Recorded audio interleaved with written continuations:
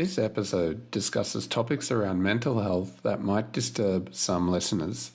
If you are affected, please contact your nearest medical support immediately. For Australian listeners, you can contact Lifeline on 131114.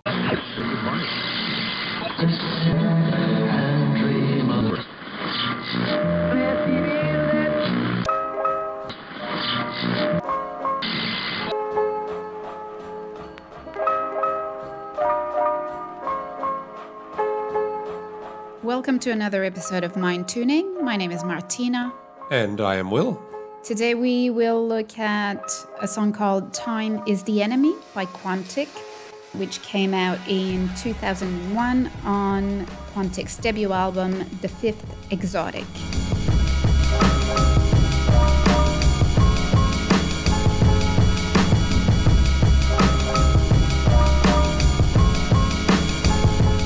So this is a electronic jazz, bit of Latin influences on that too, song, which when it comes to electronic music or to songs without lyrics, how you feel about that song is very much influenced by the mood you're in at the time you listen to the song. And the title, I have found, obviously in this case, Time is the Enemy, really reflects how you perceive time, how you feel about it. And I, being middle-aged woman struggling with the aging aspect of it. Martina looks about 20 years old, by the way. Not quite. And so listening to it with that statement that time is the enemy, it really put me in that state of mind. And so I listened to it again with this at the back of my head. And I'm interested to hear what Will has to say. Will's PhD was interestingly semi-related to that.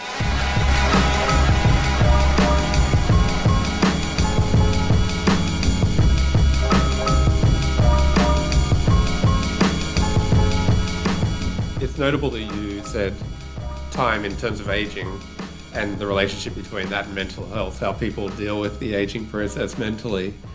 I had a slightly different interpretation.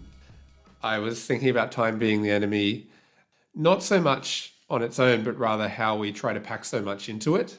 And maybe I just experienced this because I've recently become a parent. And so it feels like time is often the enemy, particularly when trying to get somewhere on time.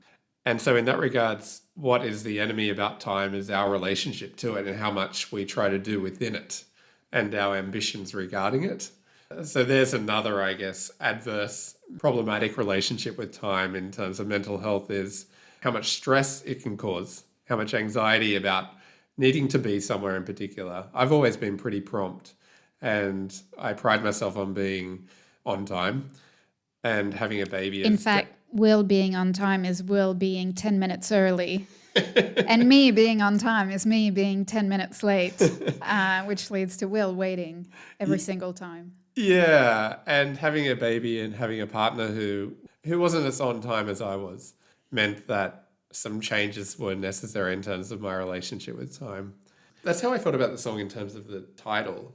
And that also relates to how I think about the song sonically in relation to mental health, because you know how it has like that, it's a very reliable beat throughout. And I love that you said reliable beat, and in my notes I was like repetitive and relentless. And this is, both I think can very much qualify that beat. And it's just how you interpret it, how, very much subjective to the state of mind you're in when you listen to it, I guess. Yeah, it is. And so if it's reliable or relentless, that evokes time, which is both of those things. Yes. It's the same in an objective scientific measurement of it, and it's relentless in that you can't stop it.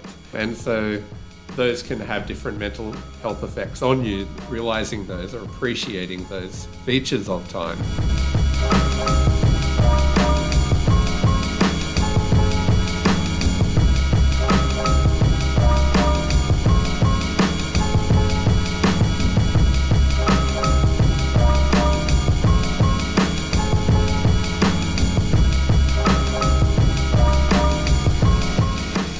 And so there is this just reliable, relentless beat. It goes on and on and on. And then instrumentally, there seems to be two different layers on top.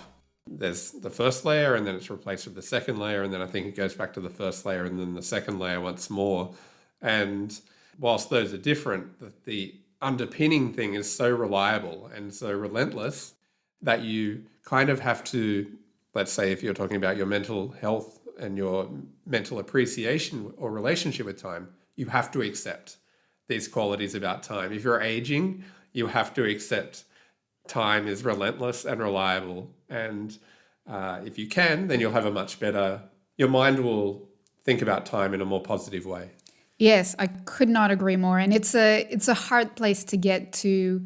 I'm struggling with aging, or I'm struggling with time. And I find that your struggles with time and mine are not that different. They're just on different scales. Yours is on a much shorter time scale, whereas mine is on a much bigger time scale. But at the end, it's still this struggling to accept the passing of time. And with the aging, when I say aging, I don't just mean physically, but I mean the idea that I don't know that I've made the most of it. I don't know that I've done all the things I should have done by this point in my life. And I find it difficult to talk to non-therapists about this, because the general response is usually, oh no, you're fine. You've done so much. You're great. And I know they mean well, but they're just dismissing my concerns. Yeah. 100% no one has acknowledged how I feel. And all they've said is, don't be a whiny baby, you've done well. And that's not the answer I'm looking for.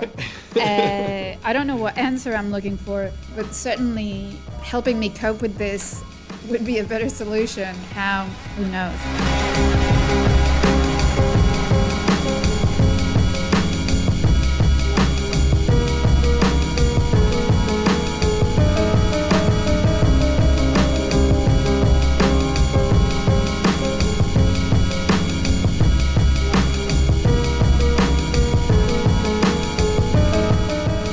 I always feel like this song is somewhat of an antidote to these negative relationships we have mentally with time, because like many forms of electronic music, it's repetitive.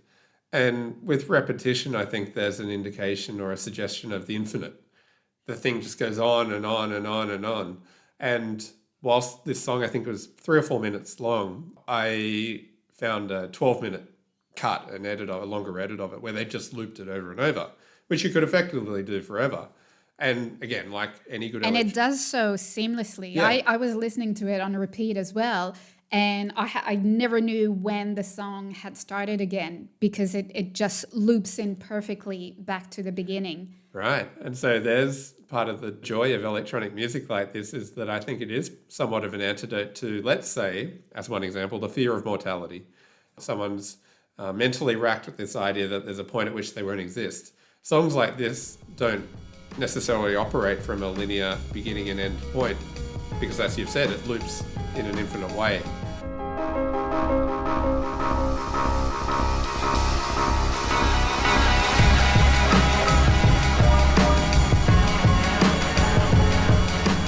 There's a little static sound, which I hadn't noticed when I was listening to it in my car or casually. And then for the purpose of this episode, I was listening to it properly with earphones. And I thought it was just brilliant to give it that old sound, give it a dated, early technology sound, which again brought back the theme of time. And then I saw a video on YouTube, which I thought, I don't know who did it. I forgot to take note of it. They showed a video of probably one of the earliest recordings, movie recordings in the history of cinema. And I don't know what city it is, but it's just a camera that was put on a moving vehicle in what looks like, I don't know, 1850 or something. No, I think I saw the same one in San Francisco, right? I don't know if it was San Francisco. And it's brilliant. The video and the music go so well together. And with that static, I was blown away, and I thought, this is brilliant.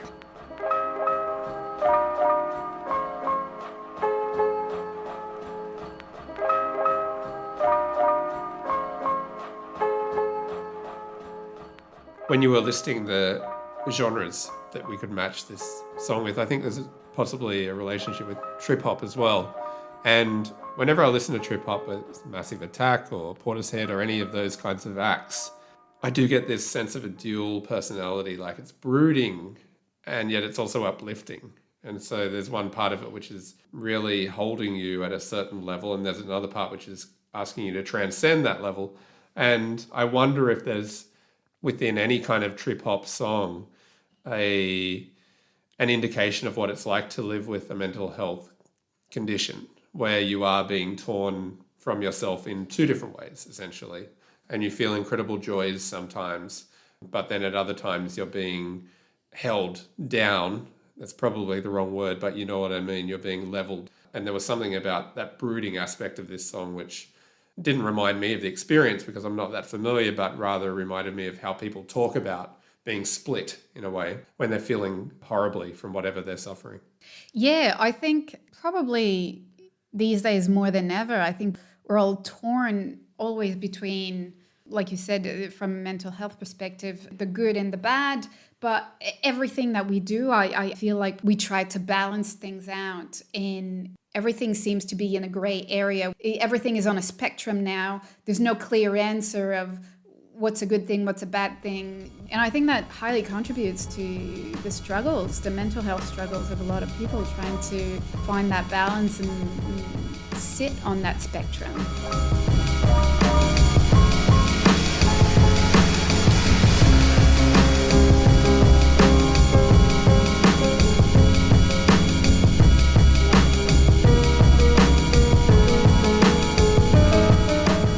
Also, in terms of duality, I found this duality with time. Obviously, the electronic sound, very modern, but then other sounds, the sort of older jazz and funk sounds in that music, much older, and then just bringing the two together. And that's also a struggle for a lot of people, especially the aging people who have that nostalgia of older days, which supposedly may or may not have been better, but feel like they were better. And modern times where a lot of people struggle with changes and finding a comfortable place in this modern world where they're not sure where they fit or if they're relevant or if all these things. Maybe that's part of why the song is called Time is the Enemy, in that it's a very modern song with modern electronic technology, but as you indicated, it evokes a previous time through some of the other sounds that it makes, and so it's somewhat nostalgic. And nostalgia can have all sorts of effects on our minds. Yeah.